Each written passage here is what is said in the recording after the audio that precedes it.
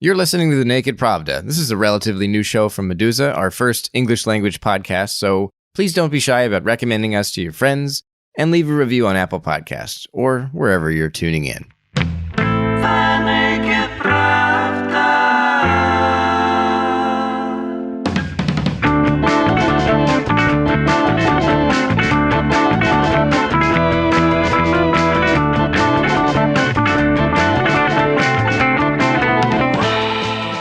Welcome to the Naked Pravda. I'm your host, Kevin Rothrock, the managing editor of Medusa's English language edition. Typically, this is a podcast that highlights how Medusa's top reporting intersects with outside Russia expertise. But for today's show, I'm breaking from that format because I wanted to do an episode about the Democratic primaries in the United States following fresh allegations circulating in America that the Russian authorities are again trying to influence the course of the presidential election. RussiaGate or Russian interference or, whatever name or hashtag best suits this conflict. This is a subject we don't write about very often at Medusa because it's an American story, not really a Russian story. And by that I mean that relatively little news about Russian political interference in the U.S. is actually generated in Russia. Most of the scoops, if that's the right word, have come from American intelligence officials and journalists in Washington, D.C. Well, now America's back with RussiaGate 2.0, or maybe it's some later version of this malware by now. I don't know. But once again, we're having candidates, pundits, and the angry bees of social media going on about the Russians. And that got me thinking, what do Russian people in the United States actually think about the Democratic primaries?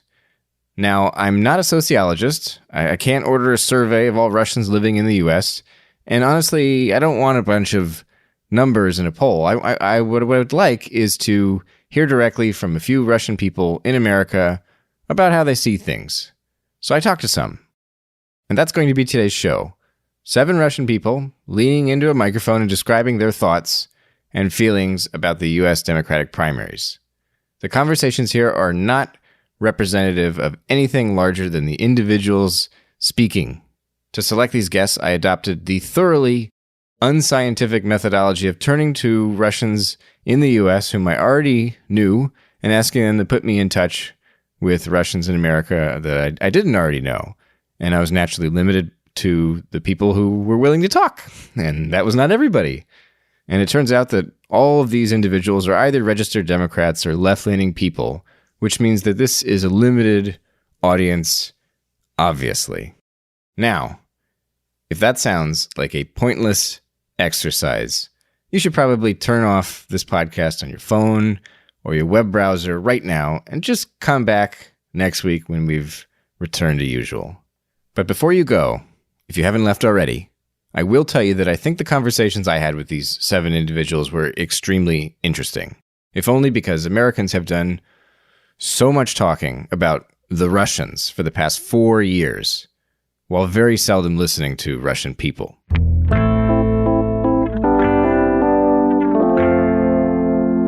I'm originally from Severodvinsk, which is in the north of Russia, the Arkhangelsk region.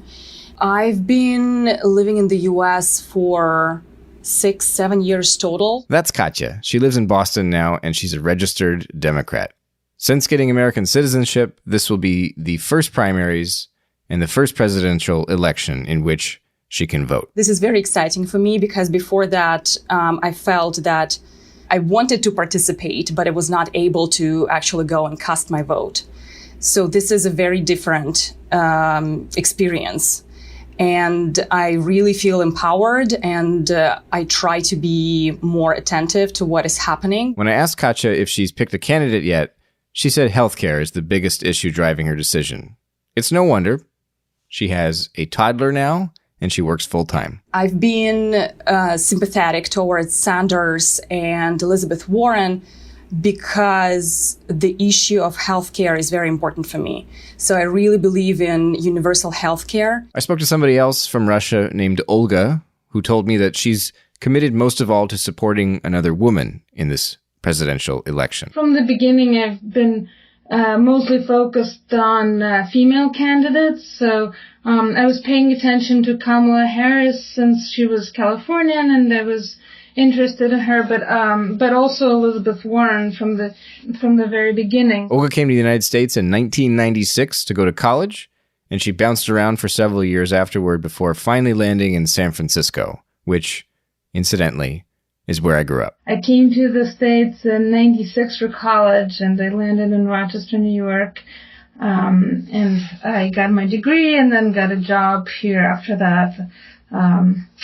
Lived in Boston for a few years and then moved to California in 2003. Olga says she's most attracted to Elizabeth Warren's candidacy, in part because she inspired the now feminist expression, "Nevertheless, she persisted," when Senate Majority Leader Mitch McConnell criticized Senator Warren for refusing to be silenced when expressing her objections to Jeff Sessions' confirmation as U.S. Attorney General in February 2017. And that was quite a moment. In fact, let's listen to it. She was warned. She was given an explanation. Nevertheless, she persisted. That really resonated with me. I did watch at the time some of her speech, and I think that as a woman in particular, I feel like that message of persistence really, feels very personal. Okay, so let's hopscotch across the country to New York City now, where I talked to a second Olga number 2, or New York Olga. She's a journalist who came to the U.S. from Moscow on a Fulbright grant about 10 years ago. New York Olga says she doesn't prefer a specific candidate among the Democrats right now, but she hopes whoever wins the nomination goes on to defeat Donald Trump. I support anyone, except that, of course, I don't support Donald Trump, but probably for not the most obvious reasons. Why not the most obvious reasons? What are the non-obvious reasons you don't support Donald Trump? Well, as a journalist, I'm supposed to be on sort of a democratic liberal side, and I am. So it's kind of a given that I'm supposed to hate the other side. But I've been reading a lot about the rifts in the United States and the similar juxtaposition in Russia between the Kremlin and the opposition. And sometimes we're all sort of caught up in our own bubbles and we just don't want to hear the other side, the truths that could be on the other side. So a lot of things that the liberal bubble hates about Trump has to do with the image. So whenever I ask people here, it's been 3 years that Trump is president, how your life has changed, really? And a lot of people get confused because they cannot really answer that question. So I don't hate him for being a demagogue, because a lot of political leaders now are demagogues. And, well, I don't think he's that destructive as people say he is. And I think there is a lot of sad things about him, actually.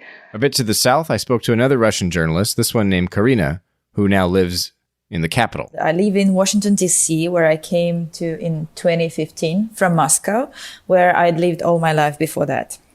So yes, I'm Russian, and I'm a journalist, and in Russia, I always worked for opposition media. Very much unlike Olga in San Francisco, Karina doesn't think much of Elizabeth Warren, who she says is her least favorite candidate still standing in the Democratic primaries. She strikes me as a hypocrite, and I'm actually not sure what her purpose in the race is, because the last 2 debates that I carefully watched, the only thing that she did was attacking Mike Bloomberg. So she's, some sort of anti-Bloomberg weapon there.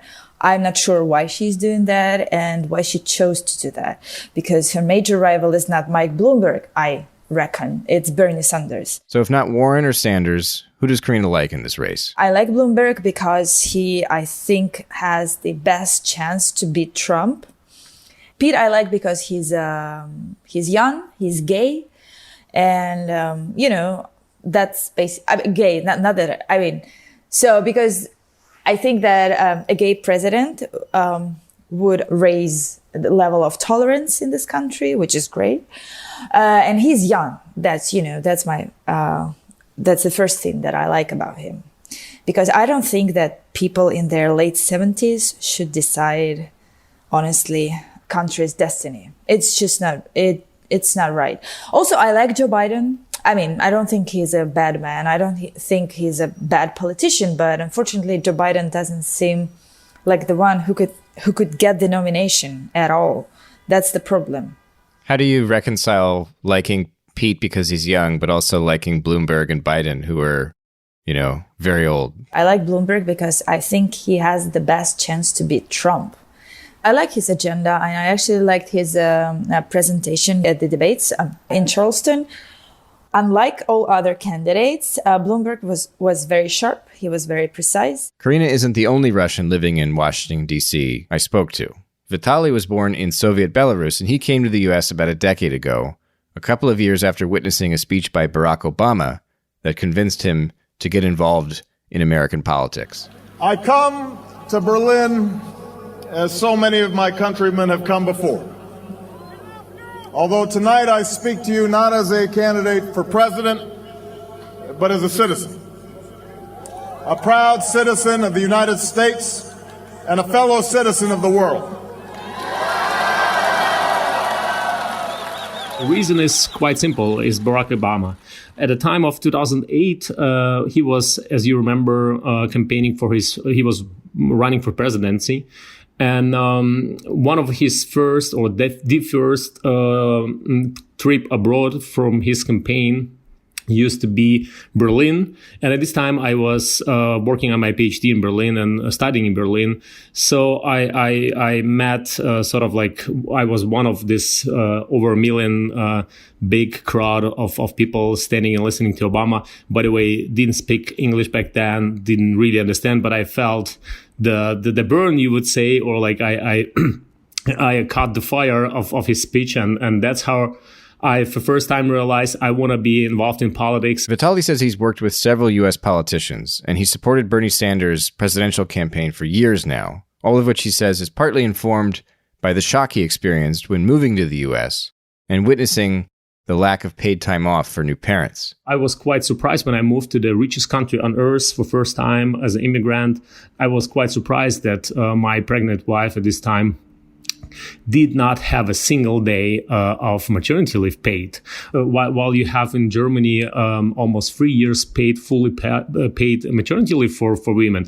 Moreover, you have almost a year paternity leave for young fathers, almost 70% paid, and I couldn't get it. I thought I said to myself, how is it possible that this richest nation on earth cannot afford to support kids and the kids getting so much debt? I asked Vitaly why his experience seems to have been so different from what many older Russians and Soviet immigrants describe, particularly when it comes to any form of socialism, which Bernie Sanders now openly advocates. Like so much of the political divide in the U.S., Vitaly thinks attitudes about socialism and leftism among immigrants from Russia and the USSR or a generational conflict? Well, I believe it's a matter of generation, of course. I'm in the 70s. I was born in the 70s. So I believe I caught a little bit of this, if you wish, a little bit of this social, or maybe a good part of a socialism. And I believe for all Americans, you have to, of course, differentiate the social democracy and democratic socialism. The irony of the generational divide in the U.S., of course, is that young people in this election generally favor a candidate who would be the oldest president in American history. Meanwhile, 38-year-old Pete Buttigieg appeals more to older people. Returning to Boston, I spoke to a man named Alexander who came to the United States roughly 40 years ago. That's before I was born, folks. I am not yet in my 40s. Alexander likes Mayor Pete, and he has good things to say about Joe Biden as well. I would say that the first priority is the defeat of Trump, and that's why I favor Biden. As for Mayor Pete, what I like, first of all, that he is young. He's the man of the future, not an old generation of politicians. And second, because of his I would say, daring and groundbreaking situation, because some while ago, I would say that a black man would never be a president of the United States. And, lo and behold, Obama did it. And it was great. For the same reason, I think that the very fact that Mayor Pete is LGBT, that he's gay, and that he dares and has and made himself into a national political figure is a very welcome development for me. And I think, on a personal level, a person with such a daring and such, as they say in New York, chutzpah, given the attitudes in America, I think that's great. That's why I like him so much. While Alexander credits Bernie Sanders with addressing important social issues, he says the thing he dislikes most about the Vermont senator is the class prism through which he apparently views the world. At the end of the day, he says, it's just Marxism. My suspicion that his major focus is not about injustices, but about the class struggle. He is committed Marxist, in my view, and he sees all the problems which indeed need to be solved through this class struggle prism. And I'm afraid that he is utopian in his attitudes and will probably do more harm than good if he is allowed to implement his programs. Of course, leftism isn't a dirty word for many young people today, which is essentially what I heard from Nastya, who's now in New York City completing a PhD. So I was born in the city that is called Ijevsk, which is not pretty familiar to all the people outside of Russia. And then, I moved to Moscow and I lived in Moscow for 5 years. That's Nastya describing how she got to Russia's capital, where she got involved in the city's democracy movement in the winter of 2011 and 2012, while also becoming active in Russia's feminist movement. Nastya says Bernie Sanders' presidential campaign in 2016 was actually one of the key reasons she wanted to come live and study in the United States. Actually, one of the factors that influenced my decision of coming here and studying here was Bernie's campaign in 2016. And I very well remember how I was sitting in St. Petersburg and was watching his videos, and I was like, wow, oh my God, is this possible in the US to say these kind of radical socialist things? And I was very impressed, and I really wanted to come here at that historical point and to absorb and to participate in that kind of rise of left-wing politics here. Do you feel like you're doing that now? Yeah, I definitely feel that. 2 years ago, look at the words socialism. Everyone was so scared of saying this word out loud or identifying him or herself with socialist movement or socialist agenda. Right now, it happened very, very quickly, almost in 6 or 5 months, when the word socialism suddenly became widespread identity. And I do see this even among some Russian immigrants who, for example, came here with me 3 or 4 years ago as more moderate social democratic or moderate liberals. And now they are very, very gradually turning to supporting Bernie Sanders, which is surprising to me, at least. What do you say to older Russian immigrants or older Russian people living in the United States who their reaction to either the word socialism or to a lot of the policies that Bernie Sanders promotes, they compare it to communism, and they say that, I'm paraphrasing here or generalizing for a lot of people, but I'm sure you've encountered this as well, that they argue that, Bernie Sanders would be a terrible thing for the United States, and that he embodies many of the things that caused them to leave Russia or to leave the Soviet Union. Gary Kasparov, I think, is very outspoken and saying roughly exactly these things. How do you interact? I mean, I guess I'm curious, do you interact socially with anybody like that? And if not, if you were to talk to one of these people, what do you think you would say? Or is there just there's no shared middle ground here? You're in separate worlds. Yeah, so in my everyday life, I do not interact with them because I'm more like in the university community or in the activist community that doesn't share much with, say, immigrants living near the Brighton Beach area. But I do have, say, for example, relatives living there. And I do know their like political views and commitments. And they're actually, I want to say that they are not that homogeneous as people usually think. So, right, like there are a lot of conservative people who are like against any use of the word socialism that reminds them of like Stalinism, like repressions, etc. Right, so there are these people, but also there are others who would support Sanders, but probably they won't do this very eloquently or loudly.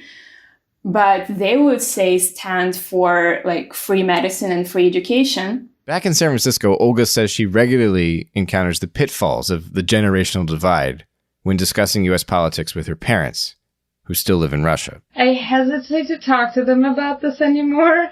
My parents, I think, are being in Russia and being Jewish in Russia. They are very much exposed to the right-wing sort of debates. I think my father supports, let's say, I remember him supporting the Trump's idea about moving the American embassy to Jerusalem. So since then, I've really stayed away from conversations about politics, American politics. For Russians in America, awkward phone calls with your folks back home aren't the only reason to want to steer clear of politics. New York City Olga told me that the U.S. media's fixation on Russia's supposed influence over America's democratic process actually annoyed her into following this year's presidential race less closely than Trump's election in 2016. When he got elected, essentially, it was such a shock for the entire country. And I understand that a lot of people who were shocked were looking for a reason to hold on to why that happened. And of course, Russia was such a convenient excuse. And I'm not justifying what Russia did. Of course, there was interference, which I think in detail is covered in the Mueller Report. But sort of the whole RussiaGate became a story of its own. It's like a Greek mythology, that has characters, etc., etc. But at this point, I think the story with the actual interference in 2016 election is over. It has been investigated. The report has been released. That's it. Olga says one of the biggest problems with the RussiaGate story is how it exaggerates the Kremlin's power, which is naturally very frustrating for people who understand the limits and the shortcomings of the Russian state. But because of this whole mythology and because a lot of people, when they were in shock, they got emotionally invested in this story, and they now, whenever they hear RussiaGate, they get alerted, they get frustrated, and they just believe that, of course, Putin is an evil genius, and of course he's going to try to undermine American democracy, and that's the conversation that really, pisses me off, and because the greatest power in the world in the history of humankind is so scared of Russia. And on the scale of all kinds of power, military, economic, cultural, Russia is not really there, not even close. So it's really funny that America is feeling insecure about Russia. I think that has to say more about America than about Russia. In Boston, meanwhile, Katya told me that she thinks talk about Russian interference in this year's election isn't a major concern for most Americans, at least among the people she knows. So I think that this is mostly in the media than in people's minds. I don't see my friends talking about that. I don't see my friends being concerned. with these accusations or concerns or suspicions. So I really don't know if this is anything larger than just a media story and just some theme, a recurring theme in Washington. This is not a universal sentiment, of course. In Washington, Karina says the warnings from the U.S. intelligence community are a matter of fact, not truth or faith. And she believes reports like those we've seen again in the past couple of weeks about election interference demand even more sanctions against Moscow. It's not a matter of trusting or, believing. There's this American intelligence. And yes, Russia does interfere. Not every not every Russian is a bad person. They certainly are not. But Russia operates as an entity, as a state. And this state is run by Vladimir Putin, by his regime. And a lot of people in Russia support this regime. Yes, they do not have an alternative, but still they support it. And yes, so that's how Russia should be treated. I think that there should be more sanctions against Russia. And I think that Americans should be tougher on Russia. That's what I think.